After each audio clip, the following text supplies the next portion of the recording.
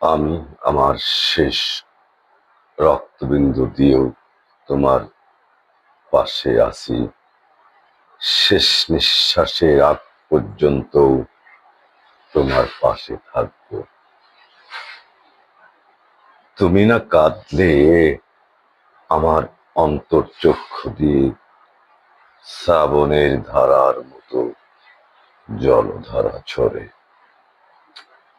কিন্তু তুমি তুমি আমাকে আমার কাছে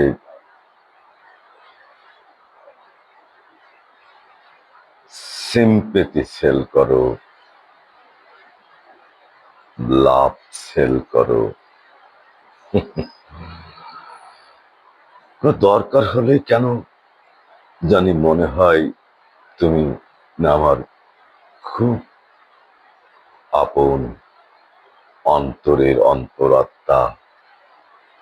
হাজার বছর আগে পরিচয় ছিল, কিন্তু ঠিক ভোজনটা শেষ হয়ে যাওয়ার পরেই তোমার প্রকৃত চিত্রটা বোঝা যায়।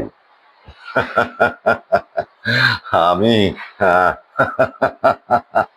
আমি বুঝি না, ভেবো না, আমি ঠিকই বুঝি। তুমি আসো শুধু প্রয়োজন নিয়ে, ভালোবাসা ভালোবাসা নিয়ে নয়। তুমি হিসাব কষে কষে সম্পর্ক তৈরি করো, কিন্তু আমার কেন জানি মনে হয় তুমি এত হিসাব কষতে পারো, তাহলে অঙ্কেতে তো তোমার লেটার মার্ক পাওয়া উচিত ছিল। জানো, ভালোবাসা জাত পাত, বংশ, ধর্ম, বর্ণ, উঁচু নিচু, ছোট বড়, কোনো কিছু হিসাব করে হয় না। যে ভালোবাসায়